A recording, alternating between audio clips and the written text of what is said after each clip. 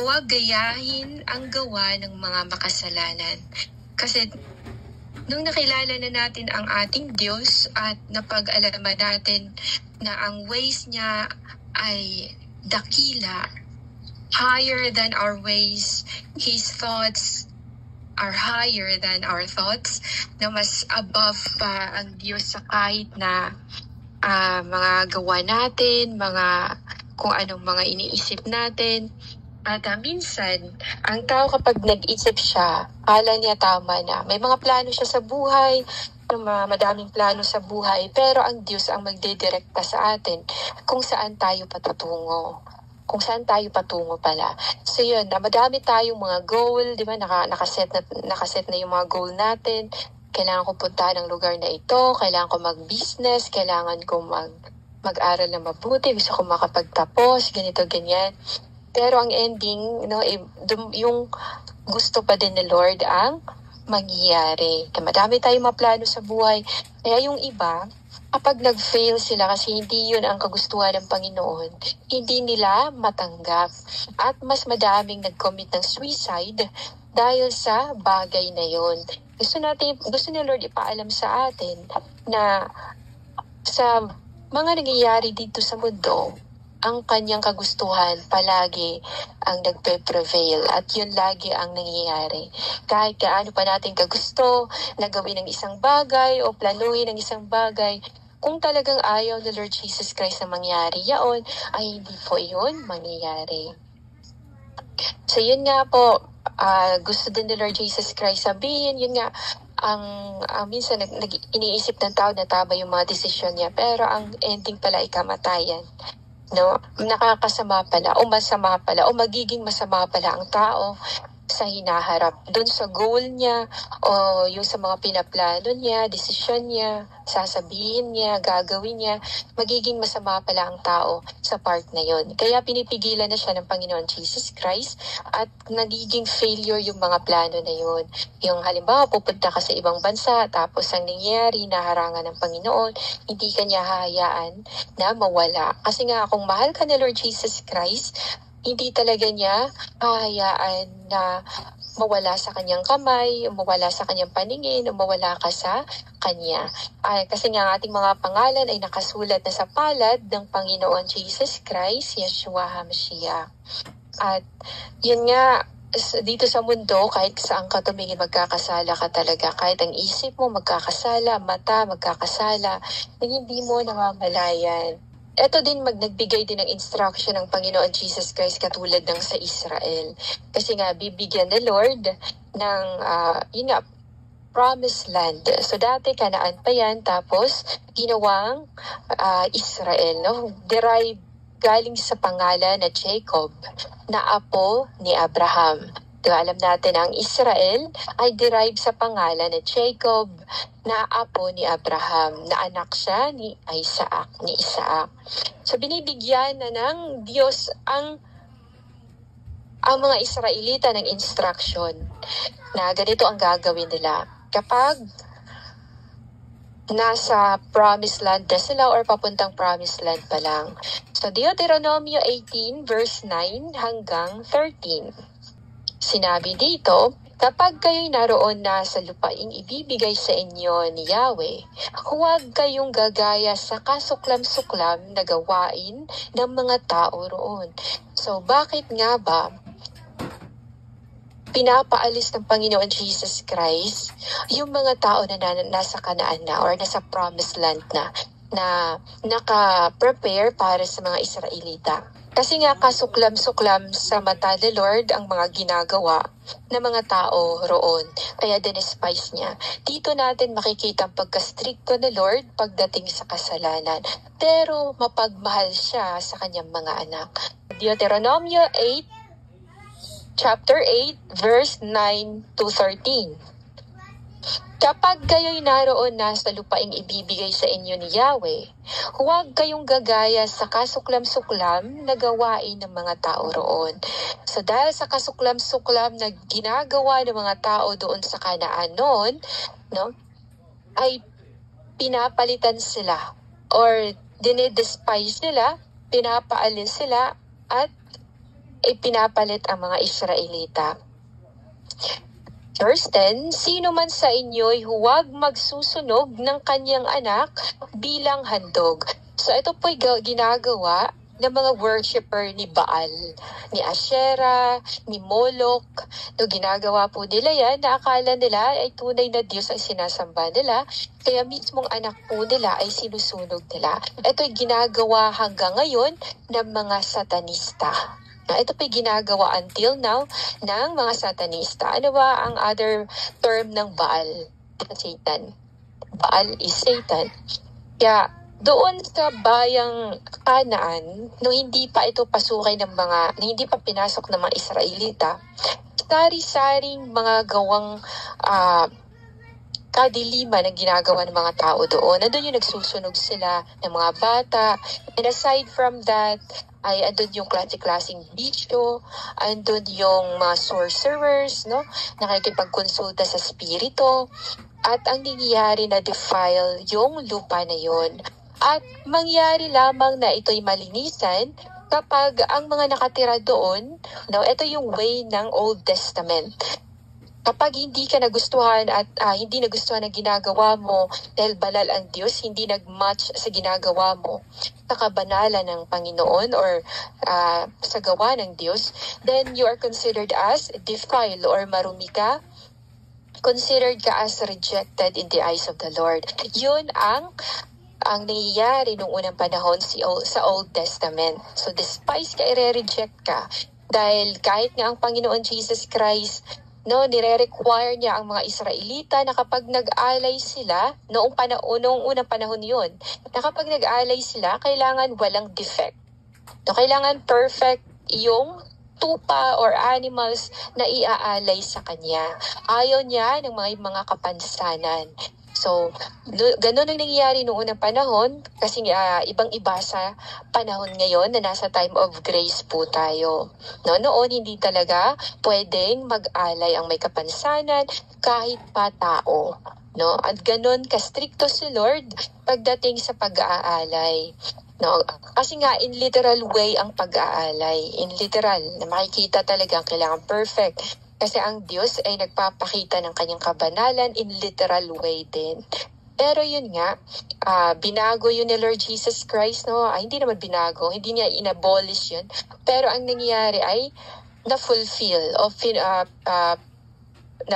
ni Lord Jesus Christ yung kung anong nasa Old Testament. Kung noon hindi pwede mag-alay ng mga may kapansanan ng mga animals or kahit yung mga tao, hindi pwede, yung mga may makapansanan, hindi pwedeng lumapit doon sa Ark of the Covenant or doon sa templo kung saan sa Holy of Holies, no? Kabanal-banalan na tent o tulda ng Panginoon Jesus Christ. Pero ngayon, kahit ano pang kapansanan mo, mahal na mahal ka ni Lord Jesus Christ. At hindi niya tinitingnan ang gawa, kundi ang puso. Dahil ang nag-aalay nga sa panahon kasi ngayon, ang pag-aalay na ginagamit na ay ang puso. Hindi na literal. Na mag-aalay ka ng literal na perfect pleasing sacrifice. No, noon talagang kailangan perfect pleasing sacrifice, makikita na perfect yung pag-aalay. Pero ngayon, yung puso mo na ang gawin mong perfect in the eyes of the Lord. Paano mangyayari yung perfect? Hindi naman tayo perfect. Mangyayari lamang yun kapag taos-puso mong inialay kay Lord Jesus Christ sa pamamagitan ng gabay ng Espiritu Santo. So, bumalik po tayo sa verse 10. Ano ba yan, nabubulol? Sino man sa inyo huwag magsusunog ng kanyang anak bilang handog. Ibig sabihin, huwag daw mag-worship ng ibang Panginoon.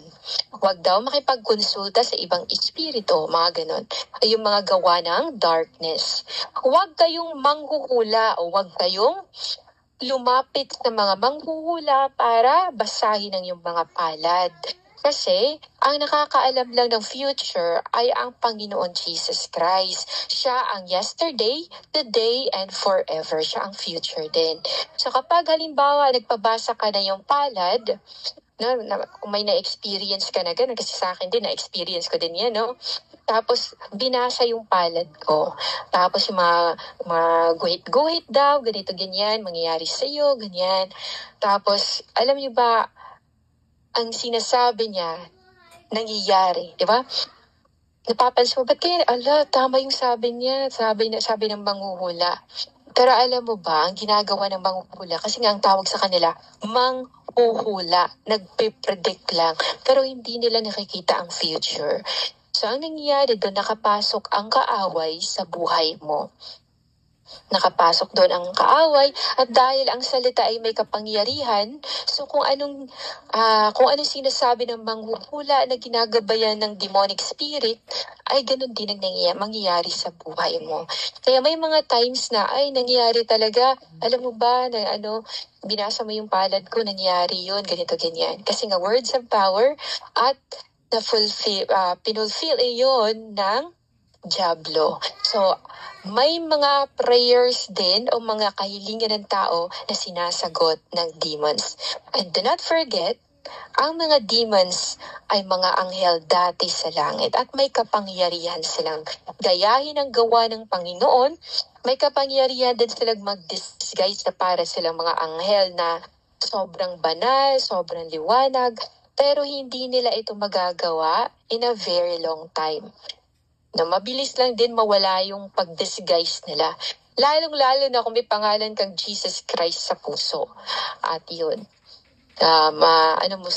ma-unmask, mapatanggalan mo ng maskara. Ay, hindi ka pala tunay na anghel.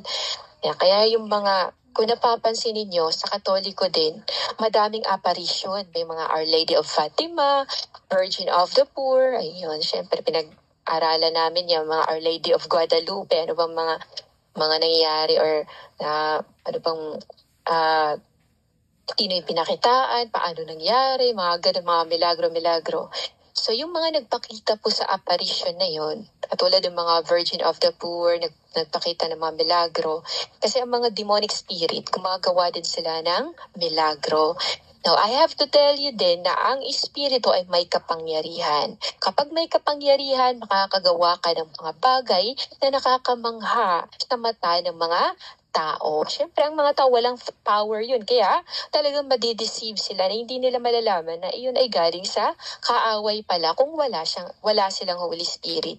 Ganun ang nangyayari sa Our Lady of Guadalupe, yung mga ganun na mga apparition na yun. Ang nagpapakita nun ay ang mga fallen angel. Nag-disguise or ginamit yung mukha ni Maria. Tapos, nagfo-float sila sa langit na nagpapakita sila, no?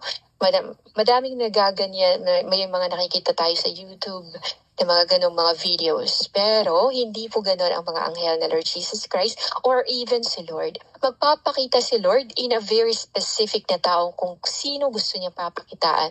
Hindi po siya yung showy na magmamayabang na magpapakita sa tao ng ganon-ganon na lang. Hindi po yun ugali ng mga holy angels na Lord Jesus Christ at hindi po yun ugali ng Lord Jesus Christ. So, yun nga. So, pinag-uusapan natin ay yung mga taktika po ito ng mga Diablo para hindi tayo basta-basta mawala sa pagmamahal ni Lord Jesus Christ at hindi po tayo maliko pagkatapos nating malaman ang katotohanan.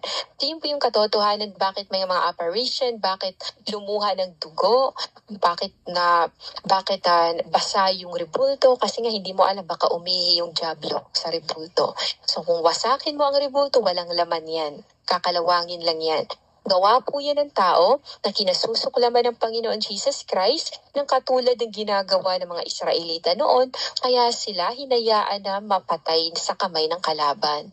So yun, kailangan nating maging aware, especially nasa oras po tayo ng pagtatapos na nakikita natin ang mga sign ng pagbabalik ng Panginoon Jesus Christ. Pag sinabi daw na, andito yung Mesiyas, andito yung nagpapakita ng milagro, andito yung wag daw basta-bastang maniniwala.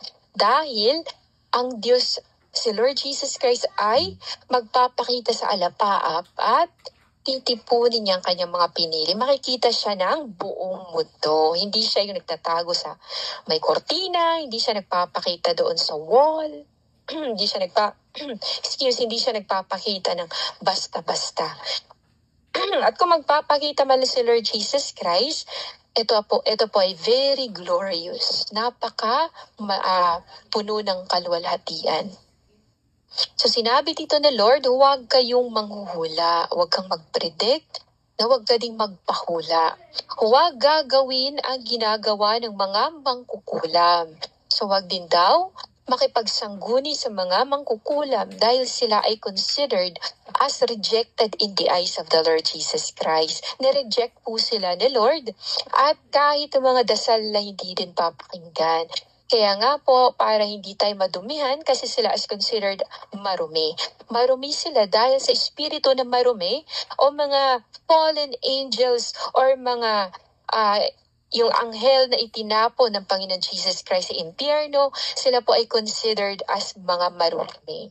Kapag nakipagsangguni ang isang tao sa mga espiritu na yon, mga demonic spirit na yon, ay magiging marumi din ang tao at mahihirapan siyang makawala dahil gagapusin siya ng dyablo. So tayong lahat dito sa mundo, mga tao, ay pinag-aaralan ng mabuti ng mga dyablo. Pinag-aaralan tayong mabuti sa ating mga ginagawa, sa ating kung ano ba weaknesses natin, no, sa araw-araw, kahit iniisip natin, no, kahit may pinag-usapan, tas pagkatulog mo, napapanaginipan mo na, ay mga ganon. Ganon ang gawa ng dyablo. So, hindi lahat ng panaginip ay galing sa Diyos, hindi din lahat ng visions ay galing sa Diyos. Kailangan ito ng gift of discernment para malaman natin kung galing pa sa Diyos. Hindi natin magagawa yung gift of discernment sa sarili nating effort, kundi ito ay gift ng Panginoon Jesus Christ. O di kaya ang mismong Diyos o ang Holy Spirit mismo ni Lord Jesus Christ ang magdi-discern para sa atin. So yun nga, huwag gagawin ang ginagawa ng mga mangkukulam o makipagsangguni ng mangkukulam o gustong may kukulamin kang tao dahil magkakasala ka ng bongga nun. At mas mabigat yung parusa kapag hindi nagrepent, ng mga mananawas, di ba? Yung dati dinadala ko ng mama ko sa yung nagtatawas, nagpapatawas yun. Ayaw ni Lord Jesus Christ daw yun. Mga ganun. Kapag may nararamdamang kasakit ng katawan, tawagin mo lang si Lord Jesus Christ and pray fervently, pray with faith, and you will be healed. At gagamit din ang Panginoon Jesus Christ ng doktor. Huwag pa lang sa quack doctor. Kasi madedefile ka, marurumihan ka. Ito nga ang sabi ni Lord Jesus Christ, sino man sa inyo'y huwag magsusunog ng kanyang anak bilang handog. Huwag kayong manghuhula. Huwag gagawin ang ginagawa ng mga mangkukulam, ng mga mananawas, at ng mga sumasangguni sa mga espiritu ng namatay. Sino mang gumawa ng alinman sa mga ito, ito po ay verse 12, sino mang gumawa ng alinman sa mga ito, ay kasusuklaman ni Yahweh na inyong Diyos. So, ibig sabihin, dahil sa kasuklam-suklam na ginawa ng mga taga-Kanaan, kaya sila papalayasin at papalitan ng mga Israelitang maninirahan. Oo, sis, no? Kahit ako dati din, sis, no, nagpapatawas, tapos nagsumasangguni din kami sa mga espiritista dati. Nung nagkasakit ako for 4 years, yun, na sobrang hirap kami dahil walang findings yung doctor sa sakit ko. Yun pala, ang dyablo ang tumira sa akin. At tapos, lumapit kami sa ilang quack doctor din. Kaya mas lalo akong nabibigatan, mas lalong nagkakasala, at mas lalo akong nagkakasakit. To the point na parang sinabi ko na kay Lord na parang suko na ako, Lord. Kung kukunin mo ako, ganun, gumagano na ako nun. Kasi parang walang lunas dun sa sakit ko. For 4 years, imagine magsasuffer ka, di ba? Oo, madami din dito, sis, dinadala sa albularyo. Kaya hindi ka lang nag-iisa. Pero yung mga bagay na yun, sis, ipag-repent mo lang. Ihingi mo lang din ng tawad kay Lord Jesus Christ, Yeshua HaMashiach, ng taus-puso, at papatawarin ka ng Panginoon. At sasabihin sa'yo, go and sin no more. Hindi ka papahirapan na kailangan ganito ka, kailangan ganyan, para mapatawad ang kasalanan mo. Hindi ganon. Gusto na Lord, taus-puso kang hihingi ng tawad, at ganon kadali siya magpatawad. si Lord Jesus Christ. Yun yung yugo ni Lord Jesus Christ. Ang tawag doon sa Tagalog, no? Yung pamatok, di ba? Na napakagaan. No? Yung Holy Spirit ni Lord Jesus Christ ang magagabay na sa iyo noon. So, sabi niya dito, sino mang gumawa ng alinman sa mga ito, kasusuklaman ni Yahweh na inyong Diyos. Pakatatandaan ninyo na iyan ang dahilan kaya niya itataboy ang mga nakatira sa lupaing pupuntahan ninyo. So, kapag gumagawa tayo ng mga kasuklab-suklab ng mga bagay, itataboy tayo mula sa harap ni Lord Jesus Christ. Ibig sabihin, lalayo o didistansya sa atin ang Panginoon Jesus Christ at ang mga ginagawa nating kasuklam-suklam ay magiging pader yun para ang Diyos ay hindi makakarinig sa ating mga dasal. Kaya may times na panay dasal tayo pa parang walang nangyari. Kasi yun nga, yung mga kasalanan natin ay nagiging pader in between sa atin at sa Diyos. Kaya hindi tayo naririnig ng Panginoon at hindi makakakilos ang Holy Spirit o ang Panginoon Jesus Christ dahil nagigrieve ang puso niya sa mga kasalanan natin. So, hindi ibig sabihin nun na hate na tayo ng Panginoon, kundi dumidistansya si Lord dahil ang ating pinaghari sa puso ay si Satanas, ay ang gawa ng dyablo. Kaya ngayon na nalalaman na natin na hindi pala ito maganda at ayaw na Lord Jesus Christ, kaya ang paghaharihin natin ay mismong si Lord Jesus Christ at ang mga gusto niya.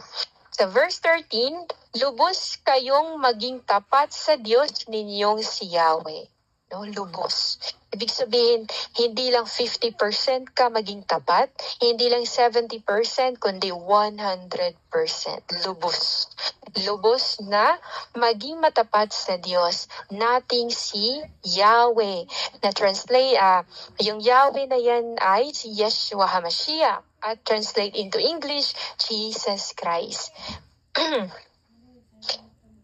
So yun nga pang itong nangyayari sa mga sumuway sa Diyos. Kasi nga ayaw ni Lord na gayahin natin yung mga kasuklam-suklam na mga gawa, pag-uugali o sa salita ng mga taong walang Diyos. Ayaw ni Lord na makikigaya tayo. Pero minsan, yung spirit na meron sila is very influential. No, nai-influensyahan ka, may galit sila, tapos hindi mo makontrol din yung galit mo, kaya nakakapagmura ka din. Pero repent lang every day kapag nagkakasala po tayo. Repent lang po, ganon. Unang mga Kronika 10, verse 13. Namatay si Saul sapagkat hindi siya naging tapat kay Yahweh. So ang gusto ni Lord ng pagiging tapat ay talagang siya lang ang mamahalin mo. Siya lang ang nag-iisang nakaupo sa puso mo. Wala nang iba pang mga pride, wala nang iba pang mga kasalanan na sa puso mo, kundi puno ka ng pagmamahal ng Diyos. Dahil ang Diyos ay pagmamahal. Kaya gusto niya na ang pagmamahal lamang ng Diyos ang mananahanan sa puso o buhay natin. Dahil doon, ay maghahari ang kabutihan, maghahari ang kabanalan, ang presensya ng Diyos. So sabi dito, hindi naging tapat si Saul kay Yahweh at sinuway niya ang kanyang mga utos. No? Katulad ng mga Israelita, pinagsabihan na sila na huwag sumamba sa ibang Diyos, huwag magsunog, no? Mga ganyan, huwag sunugin yung anak kasi mahal na Lord ang bata. It's a form of murder. Nasa 10 Commandments. At yun nga, sumangguni pa siya sa kumakausap sa espiritu ng namatay. Kaya ito yung mga espiritista, mangkukulam, sorcerers, sila itong mga mananawas, sila itong mga nagbabasa ng palad, palm reader, sila itong nagpe-predict ng future. Ito sila ay mga gawa ng dyablo. At ito ay makakapag-defile sa puso at espiritu kaluluwa ng tao. So sabi dito, sumangguni pa siya sa kumakausap sa espiritu ng namatay dahil hindi na natuwa ang Panginoon kay Saul sa dami ng patong-patong niyang kasalanan, disobedience na ginawa niya sa harap ng Panginoon Jesus Christ, no, dahil sa hindi pagsunod sa Diyos, kaya nagmultiply ang kasalanan ni Saul at yun ang cause ng kanyang kamatayan. So pinapakita sa atin ni Lord na ang bayad sa disobedience ay kamatayan. Bayad sa kasalanan ay ang kamatayan ng tao. Tatanungin ko kayo, deserve mo bang mamatay dahil nag-disobey ka? Deserve mo bang mamatay at mapuntang impyerno dahil lang sa lumayo ka sa Diyos, dumistansya ka, nag-disobey ka? Deserve mo ba yun? I tell you po, no, hindi natin deserve yun. Kasi tayo, we are made likeness and the image of God para tayo sa langit. Hindi tayo para sa impyerno. Hindi nga tayo para sa final judgment. Hindi nga natin deserve yung humarap. Kasi nga, humarap sa final judgment. Kasi nga, we're made likeness and into likeness and image of God. Ginawa tayo ng Lord Jesus Christ as kawangis niya. So, ibig sabihin, may special value ang tao. Higher than sa mga angels. As for now, na tao pa tayo dito sa mundo, andito pa tayo sa mundo, tao pa tayo daw. Na andito pa tayo sa mundo, konti lang na above konti yung mga anghel. Pero pag halimbawa nasa langit na tayo, we are above, no, kaysa sa mga anghel. Ngayon kasi wala tayong kapangyarihan na tao lang tayo, wala pa tayo sa langit. So yun nga ang mangyayari kapag nag-disobey ang tao, guys. So yun. Sa halip na kay Yahweh siya sumangguni, sa halip na kay Yahweh, na magtanong dapat si Saul or tayo, huwag tayo sumangguni na. Ngayon nalalaman na natin kung ano ba talaga ang buhay ng mga mangkukulam, mga quack doctor, kung ano ba talaga yung mga mananawas, kung ano ba talaga yan sila, no, ay hindi na natin kailangan pang sumangguni sa kanila. Hindi na natin pang lumapit. Hindi na natin hayaan pang i-defile ang sarili natin. Kahit pag mag-isip man lang na puntahan sila, wag nang isipin. Kasi magkakasala na. Sa isip pa lang nagkakasala na. So sa halip na kay Yahweh, kaya siya sa halip kay Yahweh siya lumapit. Kaya siya pinatay ni Yahweh at ibinigay ang paghahari kay David na anak ni Jesse. Kapag ang tao ay disobedient at kapag hindi marunong sumunod, kung anong mga gifts na binibigay sa kanya ng Panginoon Jesus Christ or anointing, ay ibibigay niya yon sa nagpapakumbaba at yung sumusunod sa Diyos. So, mas maganda ang sumunod sa Diyos kaysa magsakripisyo ka. Nagsakripisyo kasi si Saul. Sinakripisyo niya ang pagiging yung sinakripisyo niya ang kanyang sarili para sa buhay ng gustong ipapatay ni Lord Jesus Christ o Yahweh o Elohim dati. Kasi nga, yung tao na yun, kapag hindi namatay, siya ang magkukos ng mas madami pang kasalanan sa Israel. At gusto ni Lord i-prevent yun. Gusto niya i-prevent, harangan yun para hindi mangyari. Pero nag-disobey si Saul dahil akala niya maganda yung ginagawa niya. Yun nga yung sabi ko kanina, nag-set tayo ng goal, akala natin tama yung goal natin, okay yung decision natin, pero at the end pala, ikakapahamak pala natin. So, ganun nangyayari kay Saul. Sinakripisyo niya ang kanyang buhay, no?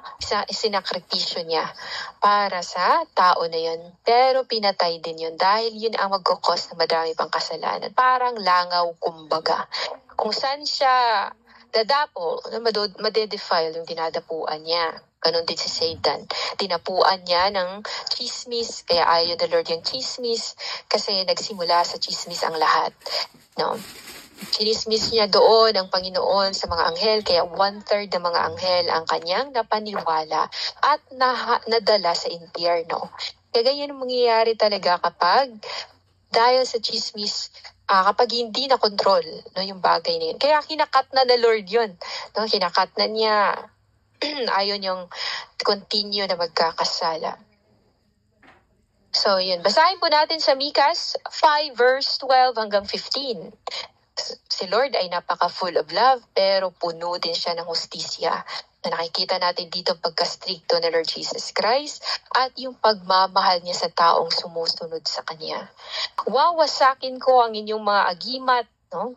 Sobrang nagagalit si Lord sa agimat, anting-anting, etc.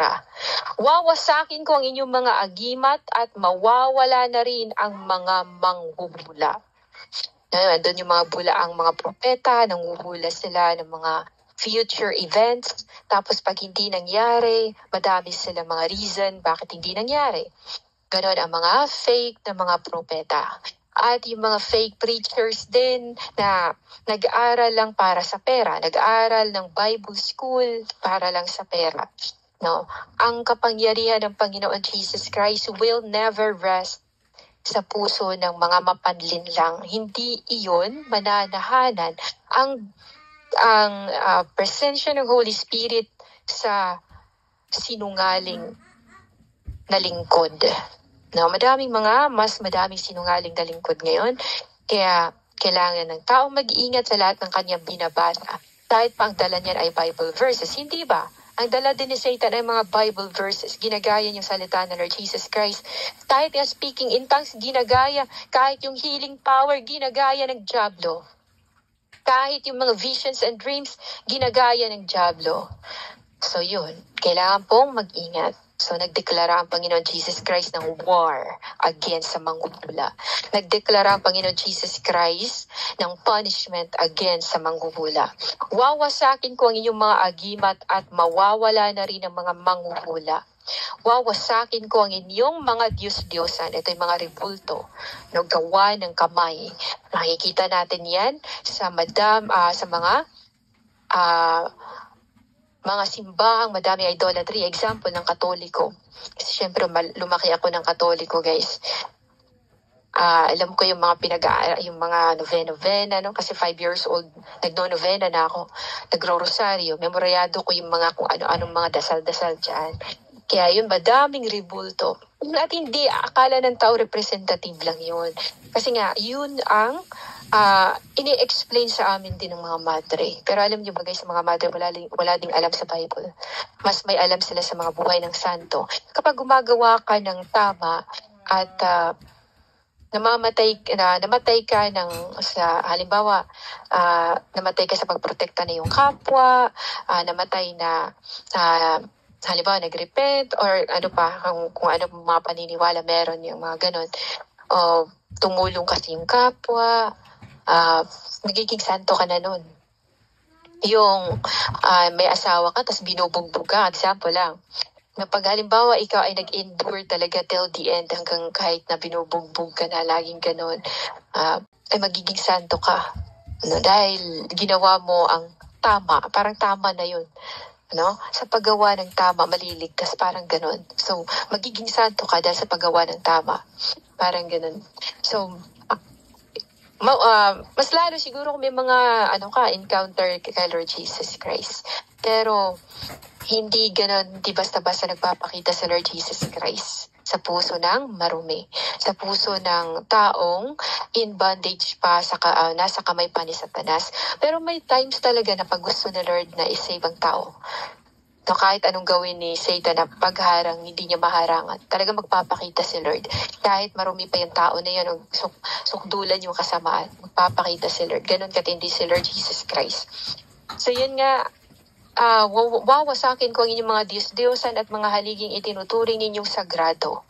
No, yung mga akala mong sagrado ay hindi pala. Yun pala yung nakakapagparumi ng mga kaluluwa ng tao. At hindi na kayo sasamba sa ginawa ng inyong mga kamay. Di ba? Ginawa ng kamay. Sabi nga ng Lord, ano ba yung Diyos mo? Di ba? May mata, may ilong, may tenga, may bibig, pero hindi na may makakakain.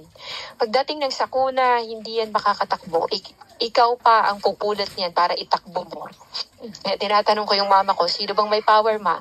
Ikaw na pumulot dyan kay Maria na rebulto, o yung pinupulot mong walang buhay? Kasi sinasabi ako ng mama, karmahin ka. Sige, bigay mo sa akin, wasakin ko yan. Tingnan ko kung karmahin ako. Dati yan. Dati nung matigas pa ang ulo ng mama ko. Pero nung naintindihan na niya na wala pala yung buhay, hindi mo pala kailangan ingat-ingatan o sambahin o ilagay mo sa altar, doon na niya sinurrender sa akin.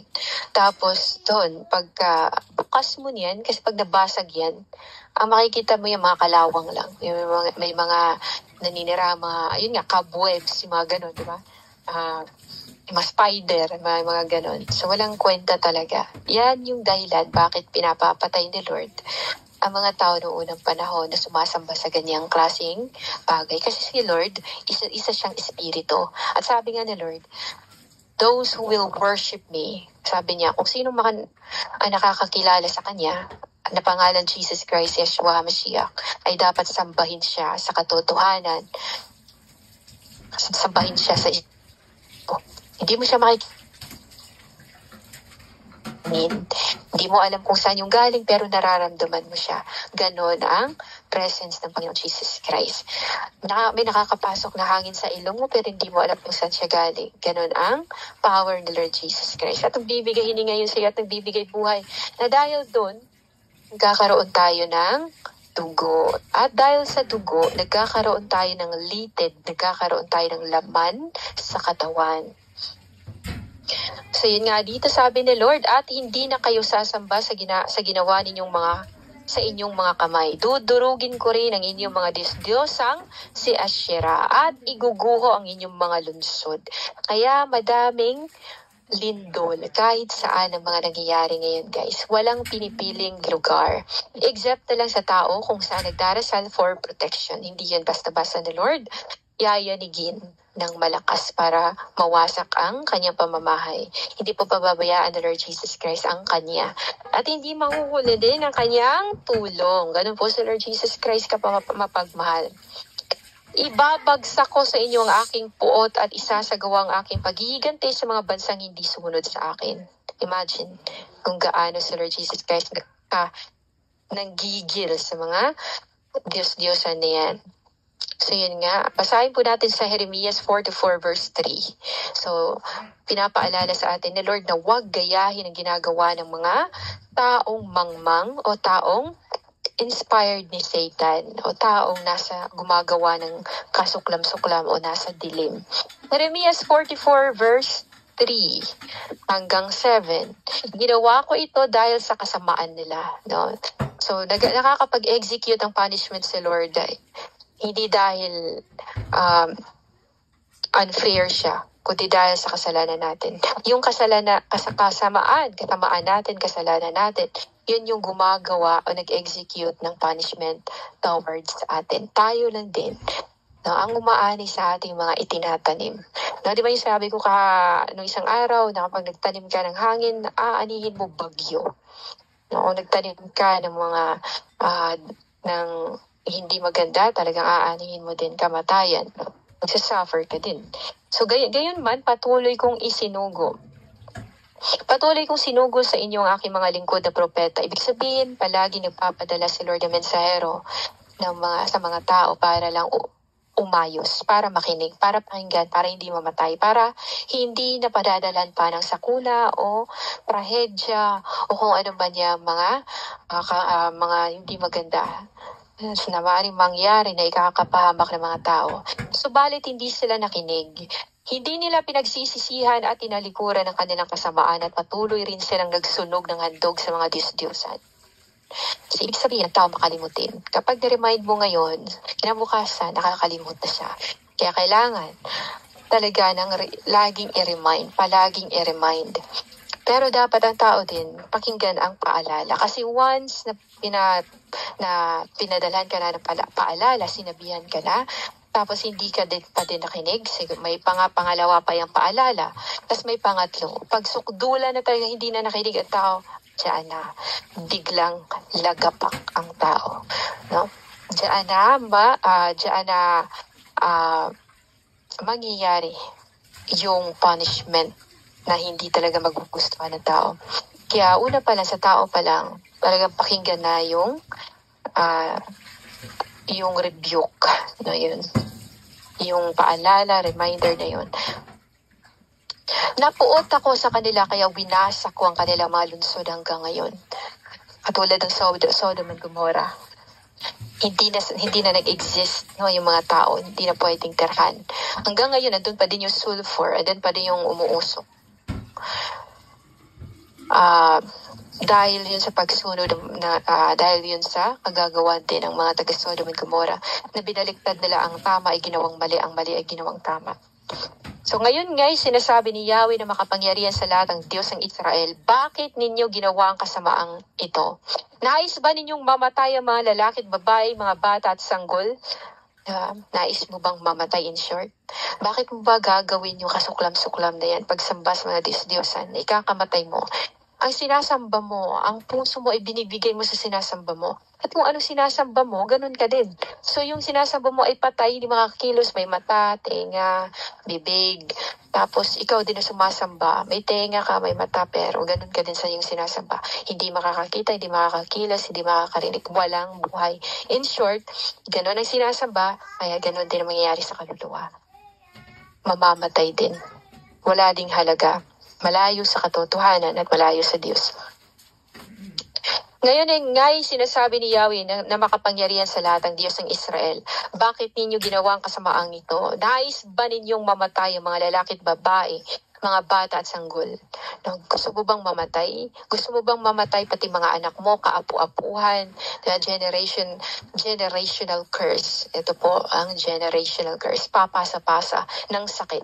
May sakit sa puso yung mga ninuno dahil sumamba sa mga Diyos-Diyosa na ipasa sa mga anak, apo. Na ipasa-pasa na. Kaya, yung lolo ko may sakit sa ano yun. May sakit sa kidney, may sakit sa ano yun. Kaya napasa, ganito, ganyan. So, yun ay tinatawag na generational curse. Sumpa yun sa kanunuan, sa pagsamba ng mga rebulto o mga debotong mga Katoliko o mga Buddha o mga Buddhism ba yan, Hinduism, mga gano'n. Tapos naipasa-pasa at naipasa din yung sumpa. Kaya mamamatay talaga na maagang tao. Nais ba ninyong lubusang maubos ang mga taga-Juda? No? Bakit ninyo ako kinagalit sa pamamagitan ng iyong pagsamba at pagsusunog ng handog sa mga Diyos-Diyosan sa Ehipto na inyong tinatahanan? Di ba? Bakit niyo ba ako hinahamon? Bakit niyo tinetest ang aking galit? Gusto niyo bang mamatay? Parang gano'n. Gusto niyo ba na wakasan ang inyong buhay? Then, ang pag-embrace sa kasalanan ay ang pag-embrace sa kamatayan. Ang pagsunod sa Diablo, paggawa ng mga nasa kadiliman ay ang pagmamahal sa kamatayan. Binawasak ninyo yung mga sarili at kayo'y magiging tampulan ng paghamak at pagsumpa ng lahat ng bansa. Ibig sabihin, magiging pulutan sila. No? Tatawa-tawa sila sa mga mata ng mga taong makakarinig sa mga nangyayari sa kanilang trahedya o masalimuot na mga pangyayari. Nakalimutan na ba ninyo ang kasamaang ginawa ng inyong mga ninuno ng mga hari at ng mga kanilang mga asawa? Ang mga ginawa ninyo at ng inyong mga asawa sa lupain ng Juda at sa mga lansangan ng Jerusalem, nakalimutan. Ibig sabihin talagang makalimutin ng tao. Kaya nagpapasalamat tayo kay Lord Jesus Christ for how many years na kailan ba tayo nagsimulang everyday Bible study, guys? Sinusuyod yung Bible in order to learn para magkaroon ng wisdom at mas matatag sa pananampalataya sa Panginoon Jesus Christ. At yun nga, sa lupain ng Juda at sa mga lansanang Jerusalem, gusto ng Lord Jesus Christ i-remind ng mga tao. Hindi nyo ba naalala na ganito ang nangyari sa inyo at madaming namatay? Diba? Hanggang ngayon, hindi kayo nagpapakumbaba. Ang pag-renounce ng mga idolatriya sa puso, mga idolatriyang desire, idolatriyang nasa isip, ay ang pagpapakumbaba sa harapan ng Panginoon Jesus Christ at ang pagkaroon ng takot sa Diyos para mabigyan din ng karunungan o wisdom para malaman kung anong dapat gawin, kung ano ang tama at mali. Hindi sumusunod sa aking utos at mga tuntuning ibinigay sa inyo at sa inyong mga magulang. Nagbibigay warning si Lord Jesus Christ for how many decades, for how many thousands of years na. Pero hanggang ngayon ang tao ay wala pa ding natutunan. Actually guys, ang pagbabalik ni Lord Jesus Christ always extended. Seconds, hours, months, years. Kasi hinihintay ni Lord na maghanda ang tao. Kasi sobrang naawa sa Lord Jesus Christ sa tao. na baka meron talagang madadagdag sa pagbabalik na Lord na naghahanda. Kaya kung napapansin ninyo, nakikita na natin ang mga signal na babalik na talaga si Lord Jesus Christ. Tulad na lang sinend ko din, di ba? Millions ng residente ng mga nasa Israel, nagsipasukan sila sa kanilang mga bunker. Ang tawag doon? Bunker ba yun? Dahil nagpapakawala na naman ng ballistic missile mula sa Yemen ang kalaban. Imagine that, na hindi garantiya talaga dito sa mundo ang mamuhay na safe ka. Na only by the grace and power of the Lord Jesus Christ na magiging safe ang tao. So, wag sanang kalimutan ng mga taong Panginoon Jesus Christ. Pero ngayon kasi, sa oras ng pagtatapos, ang pagmamahal ng mga tao ay manlalamig.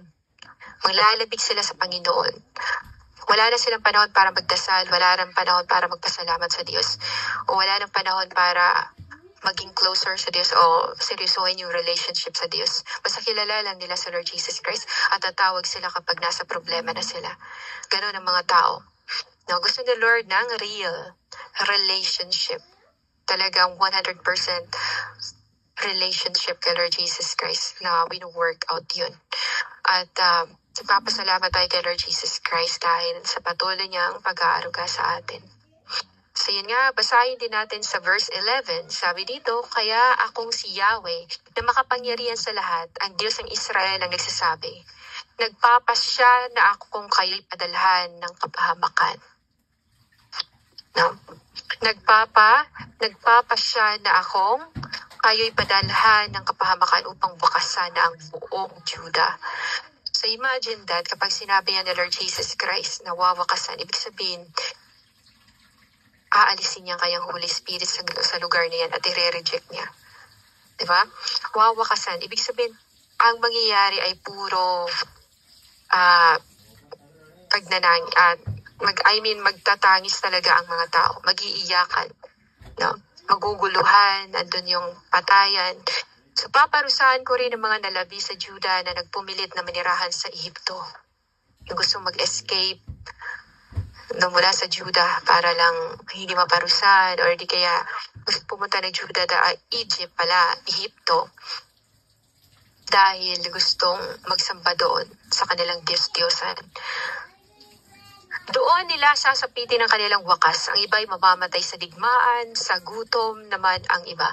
So kapag nakikita na natin na may mga namamatay sa digmaan, sa gutom, bakit ang lugar na Valenzuela ay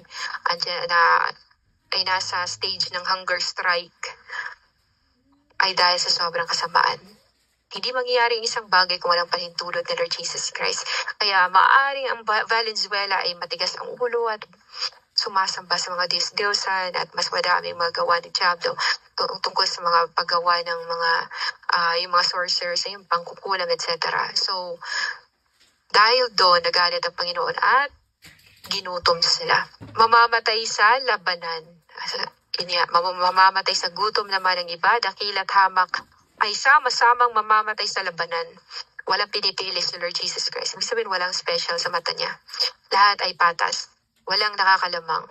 Sa gutom o sa salot. At pagtatawanan, pandidirihan, hahamakin at susumpain.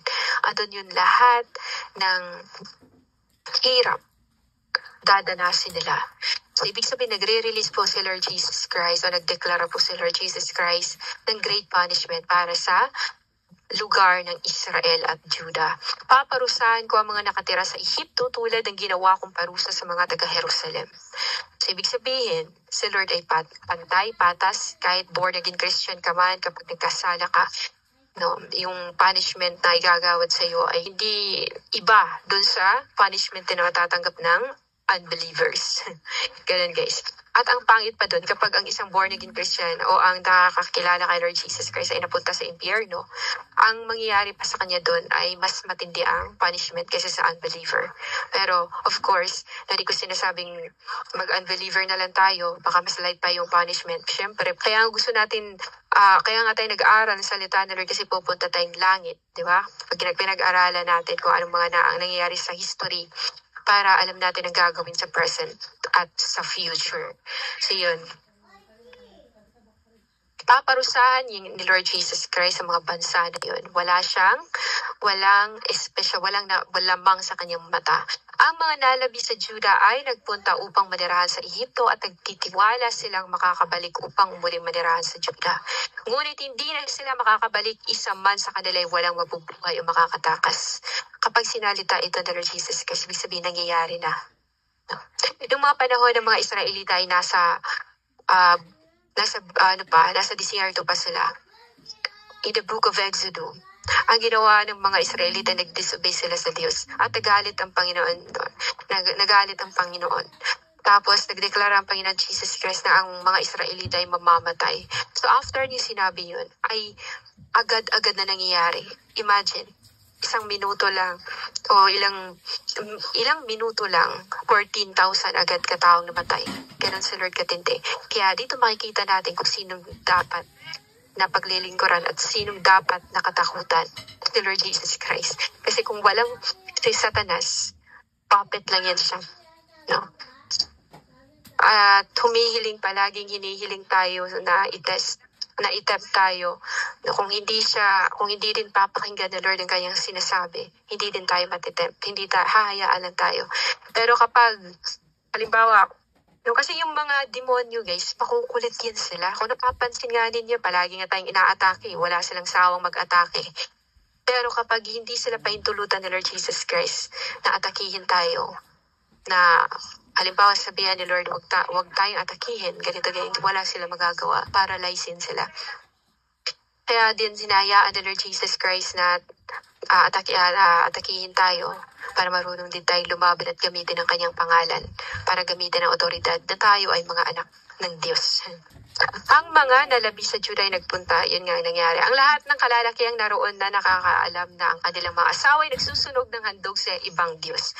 Gayon din ang mga kakaibang nakatayo sa malapit at sa lahat ng naninirahan sa Patros, sakop ng Ehipto, ay nagsabi kay Jeremias, hindi namin papakinggan ang sinasabi mo sa amin sa pangalan ni Yahweh. Sa halip, gagawin namin ang lahat ng aming ipinangako sa aming sarili. Magsusunog kami ng handog sa Reyna ng Langit. Diba? Reyna ng Langit. Sino ba yung Reyna ng Langit sa Katoliko, guys? Maria. O dito natin nakikita na ito pala ay Diyos, si Maria. Sinabi dito na nagmatigas sila, magsusunog pa din daw sila magsusunog pa daw sila handog para sa kanilang Reyna ng Langit. Mag-aalay kami ng handog na alak para sa kanya, gaya ng ginagawa ng aming mga ninuno, mga hari at mga pinuno, at gaya ng ginawa namin sa mga lungsod ng Juda at sa mga lansangan ng Jerusalem. So ito nangyayari pa rin hanggang ngayon sa Katoliko. So guys, kung bababasa natin yung mga santo ninyo, nasa Old Testament yan. Yung mga Reyna sa Langit, dito nababasa natin sa Jeremiah. Diba? Nababasa natin sa Jeremiah 44, verse 16 hanggang 18. No? Na nag-exist talaga ang Reyna sa Langit. So, lahat ng mga katanungan natin, kung hindi na magbabasa ng Bible, talagang sasamba pa din tayo hanggang ngayon sa Reyna ng Langit na si Maria. No? At yun, ang sinasabi dito ng Lord Jesus Christ, pinapakita niya sa atin ang katotohanan ng karumbihan sa pagsamba ng Diyos-Diyosan, katotohanan na kapag sumunod sa Diyos ay talagang magiging banal at talagang kapuri-puri at gusto yun ng Lord Jesus Christ at paparangalan ka pa in the end of your days.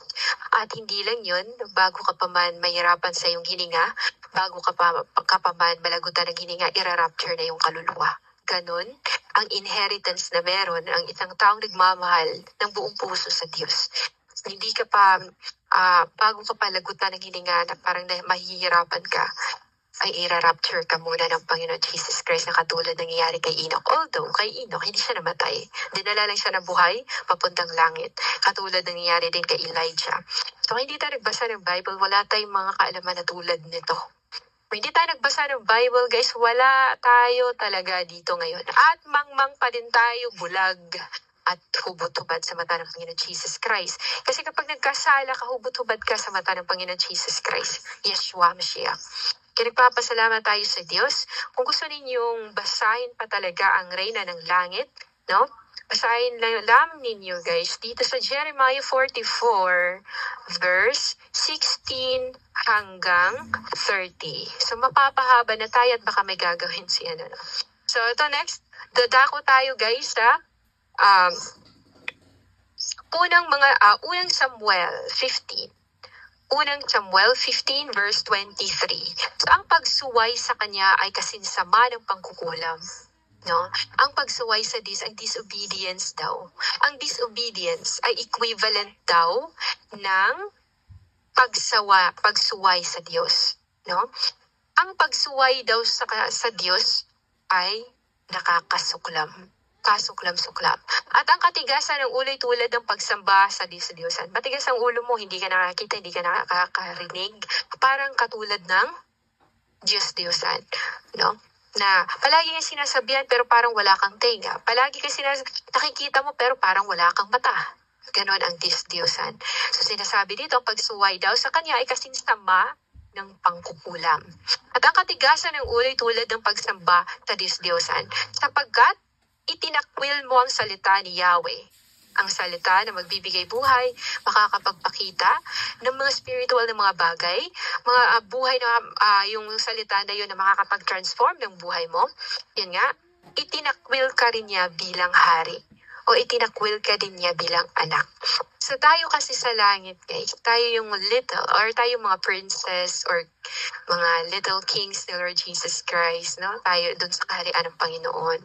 At yun nga, itatakwil tayo, buburahin yung pangalan natin sa aklat ng buhay. Paano nga ba masasabi na nakasulat ang ating pangalan sa aklat ng buhay? Well, kapag ikaw ay nakasealed na sa Holy Spirit, automatic lumalabas ang pangalan mo doon, sinusulat na yan ng Holy Spirit ni Lord Jesus Christ at doon sa langit. Paano nga pa malalaman din kung ikaw ay may Holy Spirit? Kapag nakakapagpalayas ka ng Diablo, it means talagang andyan sa yung Holy Spirit ni Lord Jesus Christ. Or kapag tinawag mo or nag-review ka, tinawag mo pangalan ni Lord Jesus Christ, no? Andyan na agad yung tulong. Hindi natatagalan, then you have the Holy Spirit in you. Ganon. May wisdom ka na nun. Karunungan mula sa Diyos din. So yun nga, at alam natin, paano nga ba din malalaman talaga na may Holy Spirit ka? Well, kung makasama ka sa rapture. No. Pag i-convict ka na nagkasala ka, may Holy Spirit ka. Pag napapaisip ka, Lord, okay pa ba ako, Lord? May Holy Spirit ka. Nakikipaglaban ng Holy Spirit nun sa flesh desires mo. Nagsistruggle ka na, napapaisip ka na, tama pa ba to? Okay pa ba ako? Mamaya na ano na ako. Ibig sabihin nun, ay kino-convict ka na ng Holy Spirit ni Lord Jesus Christ at nasa iyo na siya. So yun nga, Leviticus 19 verse 31. Basahin na lang natin ang Leviticus 19 verse 26 hanggang 31. Huwag kayong kakain ng anumang karne na may dugo. Diba dati guys, mahilig talaga ako sa karne na may dinuguan. Mahilig ako dyan. Masarap magluto yung tiyahin ko din. Kasi nga, chef yun siya dati sa isang kainan o restaurant. Ganon. Tapos, yung yung barbecue din na dugo. Dinuguan. So, yung mga gusto kainin dati. Nagulat ako na parang ayaw ko na, hindi siya malunok. Parang naano ako, yung tawag nadudura. Ang tawag nun parang gusto kong isuka. Parang nasusuka ako pag tingnan ko pa lang. Nasusuka ako, ayaw kong kainin. Parang ganun, bigla na lang. So walang nagsabi sa akin, bawal na yung dugo kainin. Bigla na lang na ganun yung nararamdaman at nangyayari sa akin. So yun pala ay ang banal na Espiritu na ni Lord Jesus Christ ang nag-manifest na ayaw niya yung dugo na yan. Hindi dapat kainin. So yung mga karne na, di ba, yung mga iba din kumakain ng karne na may dugo pa. Yung beef steak ba yan, yung mga ganon. May mga dugo-dugo pa yun, di ba? Pero wag po natin kainin yun. Maganda talaga lutuin, lutong-luto. No? Yun. Huwag kayong manghuhula. Ito na naman, manghuhula o mangkukulam. Ibig sabihin, kasi kinasusuklaman ng Lord. Hindi pala dapat itong mga klaseng taong ito na, klaseng tao na gumagawa ng mga bagay na ito, ang katatakutan. Hindi sila, kundi ang Diyos. Na mas matakot pa sila sa Diyos. O mas matakot sila kung ikaw ay anointed or may Holy Spirit, kaharap sila. No, hindi ikaw ang matakot dahil pangit yung ginagawa nila, nagre-ritual sila. Wala kang dapat ikatakutan. Kasi kapag ikaw nag-rebuke, it feels like more than a nuclear bomb. Di ba yung sinasabi? Yes, naduduwal. So, yun yung nangyayari sa akin dati, Sis Chris. At yun. So, huwag kayong pagugupit ng pabilog at huwag magpapaahit o magpapaputol ng balbas. So, hindi ko sinasabi huwag na talaga kayo magpagupit, ano? Pero ito yung literal na instruction ng Lord Jesus Christ. Now, kung babae po tayo, huwag po tayo magpagupit na parang lalaki. So, yun lang masasabi ko. Yung pag-aahit, okay lang po yung mag-ahit po kayo, no? Pwede mag-ahit, no? Magpaputol ng balbas. Pwede po yan. So, dito literal po kasi. So, huwag kayong maghihiwa sa katawan dahil sa isang namatay, ni maglalagay ng tattoo. So, ayaw ni Lord ng tattoo. Ayaw ni Lord, nakakarumi po yun sa templo niya. Ibig sabihin, nag-vandalize ka. Imagine na lang, simbahan na literal, semento na simbahan, binabandalize mo, sinusulat-sulatan mo, dinodraw-draw mo. Diba sobrang ang pangit? Hindi na siya yung huli tingnan. So, hindi ko sinasabi yung mga may tattoo, i-judge na natin na hindi na sila holy. Pero kung wala silang alam, no, pagsabihan sila, at least malalaman nila kahit na may tattoo sila. Baka mag-repent pa sila. So yun, di ibig sabihin nun na may tattoo sila kaya i-judge na natin, i-condemn na natin sila. Hindi pa din tumitingin sa Lord sa tattoo, kundi sa puso. Pero as much as possible, kung wala kang tattoo, huwag kang magpapa-tattoo. Ngayong alam mo na ayaw na Lord ang tattoo, tapos nagpa-tattoo ka pa din, nagkakasala ka na. Ganun po yun. So yun nga, ayaw na Lord Jesus Christ na parang pinapahirapan mo yung sarili mo. Pag may namatay, wag mong pahirapan din ang sarili mo na para bang, diba, parang ikakamatay mo din. Yung tawag doon, magpapakamatay ka na lang din, maglalaslas ka na lang, o ano ba. Hindi po ganun. Mag-mourn ka lang, isipin mo na una lang yan. Susunod ka din dahil hindi garanti mabuhay na mahabang panahon sa lupa. Kaya magandang wag din po tayong manumpa na mamatay ang ating kapwa dahil ang bilis na po ng buhay ng tao. Kaya mas maganda mag-full of love, i-enjoy ang buhay kasama ang Panginoon Jesus Christ. So, huwag kayong maghihiwa sa katawan dahil sa isang namatay, hindi maglalagay ng tattoo. Ako si Yahweh. Ibig sabihin, pangalan ni Yahweh ay banal. Ako ay banal. No, ako ay holy. Yahweh. Huwag ninyo itutulak ang inyong mga anak na babae sa pagbebenta ng panandaliang aliw. So, naalala ko sa lugar namin doon sa kabila. Nagsimula doon yung mga magulang, hinayaan nila yung mga anak nila na magiging prostitute. Hinayaan nila na, sige mag-ano ka, no? Talagang iniinganyo pa nila. Iniinganyo nila mga anak nila na magiging prostitute. Papupuntahin sa Cebu kasi madaming mga foreigner doon at nakakapag-asawa sila. Dinadala nila yung asawa nila doon sa lugar namin. Nakakapagtayo sila ng malalaki ng bahay, may mga business na sila, etc. At yung iba na pumupunta na ibang bansa, alam niyo ba guys, nangyayari sa lugar namin? Ang daming prostitute. Ang daming prostitute.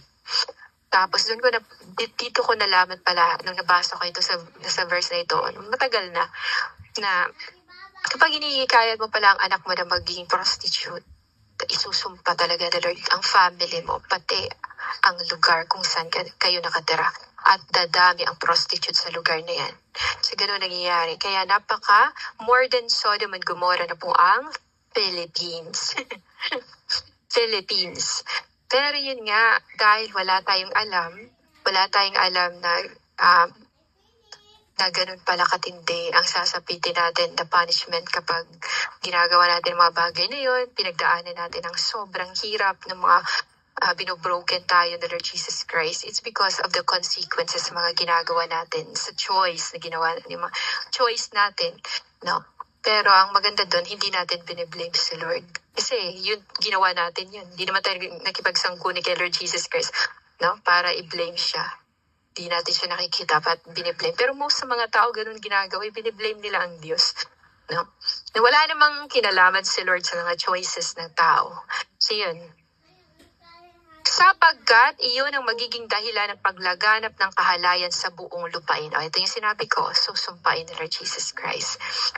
Igalang ninyo ang araw ng pamamahinga at ang aking santuaryo. Ako si Yahweh. So, may times na kahit Sunday may trabaho, no?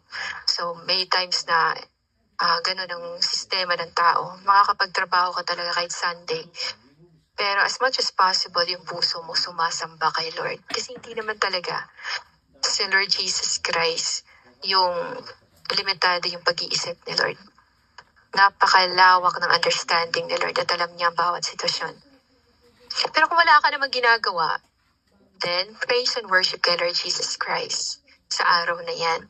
Or kahit hindi specific na araw, no, anytime pwede kang mag-worship na Lord. And anytime, or any day, pwede mo ding i-consider as pamamahinga. Kasi nga si Lord ay nasa puso mo, nananahanan. Worship Him in spirit and in truth. So hindi talaga kailangan na Sabado, yung tulad ng sinasabi ng mga Sabadistang Sabado. Hindi si Lord tumitingin sa araw. Ang tinitingnan niya yung puso mo. Sige nga, how will you worship me? No. Kasi may mga nagsasamba pa din na Sabado, hindi naman nagsasamba heartily. Hindi naman sasamba ng buong puso. Parang normal days lang sa kanila.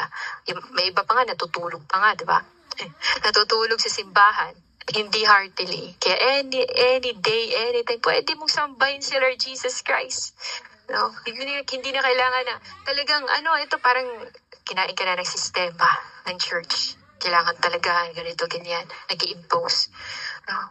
Sabi nga ni Lord, woman, time comes na hindi na sasamba ang mga tao sa bundok na yan, sa templo na yan, kundi sasambahin na ng mga tao ang Diyos sa espiritu at katotohanan. Kahit sa bundok ka pa, kahit umakyat ka pa ng puno ng nyug, kahit nasa taas ka pa dyan, kung kahit saan ka na mapadpad, kahit nakaakyat ka sa puno, you can worship the Lord Jesus Christ in spirit and in truth with great reverence kasi sa puso mo siya eh. May times na parang may mga worship na parang hindi siya perfect pagka-worship, no? Hindi yung minsan parang, Lord, patawarin niyo po ako. Parang may laziness ako ngayon. But I will worship you in my heart. My body is lazy. Parang gano'n. Yung katawan mo, napaka-lazy. Ibang gustong gawin. Pero, Lord, I will worship you in my heart. I will worship you in my heart. Kasi sa puso ka tumitingin at sa puso ka din nananahanan. Huwag kayong sasangguni sa mga kumakausap sa mga espiritu ng mga namatay o sa mga manghuhula. Ito na yung sinabi ko kanina. Kayong ituturing na marumi kapag sumangguni kayo sa kanila. Kapag marumi ka, ikaw ay nakagapos, ay nasa dilim ka, nasa kadiliman ka. Mahihirapan kang makalabas kapag nabind ka ng kalaban. Kaya, mas magandang iwasan na lang. Ikalawang Chronicles 33 verse 6. Last verse. Ang mga anak niyang lalaki ay sinunog niya sa libis ng Ben Hinnom bilang handog sa mga Diyos-Diyosan. Naging mahilig siya sa mga panghuhula. Ano yung nangyayari sa mga sumasamba? Sa mga Diyos-Diyosan. Kay Asherah, Moloch, Baal, sumasamba kay Maria, Ribulto, lahat. Mga sumasamba kay Buddha, etc. Sino pang mga Diyos-Diyos ang ala, una, yung mga ganun po. Naging mahilig siya sa mga panghuhula, pangkukulam at salamangka. Nagpupunta rin siya sa mga sumasangguni sa espiritu ng namatay na, no? Pupunta ka ng libingan ng mga patay. Kung mamahal mo sa buhay, huwag mo nang kausapin. Kasi baka sasagutin ka ng dyablo. Kalansay na yan, hindi na din yan kakain. Kung pupunta ka ng sementeryo, ayusin mo lang yung puntod, huwag ka lang magsalita, makipag-usap. Kasi baka sasagutin ka ng dyablo at baka mapaniwala ka ng dyablo. Nasa final, na yan, it's either nasa heaven or hell na yan. Ngayon na nagpakamatay na si Lord Jesus Christ, nalaman na ng tao ang kamatayan ng Panginoon, may pagpipilian ng tao. Kung dating ang mga tao ay napupunta nga lang diretso sa impyerno kapag hindi natuwa ang Diyos sa kanila, no? Paano na lang kaya ngayon na alam mo na ang grasya? No? Tapos hindi mo pa din si Lord Jesus Christ tinanggap o sumunod. Kaya mangyayari talaga mas grabe yung punishment. Nagpupunta rin siya sa mga sumasangguni sa espiritu ng namatay na at mga manghuhula. Diba? Huwag na mong kausapin ang mga namatay. Kasi namatay na yan eh. Kahit padasalan mo yan, yung dasal mo din makakatulong sa Kanya. No, ang Diyos na ang may kapangyarihan kung saan siya ilalagay. Siya na ang may power, siya na ang magde-decide. Kasi spirit na yan kaluluwa na. Nung time na nag-iingalo siya, may time pa siya mag-repent. As long as buhay, may time ka pang mag-repent. Pero kapag namatay ka na, bigla kang, di ba, yung iba na dedisgrasya without repentance. Yun yung pangit doon. Kasi inialay ka pa para kay Satanas. Yung mga aksidente na yun, gawa yan ng Diablo. Hindi yun gawa ng Panginoon Jesus Christ. Kaya yan nga, last verse natin, sabi nga ni Lord, whoever will endure to the end shall be saved. Kaya maraming salamat sa mga nakikinig sa pakikinig ngayon. At sana may natutunan po tayo, at may naintindihan po tayo ngayon sa salita ng Lord Jesus Christ.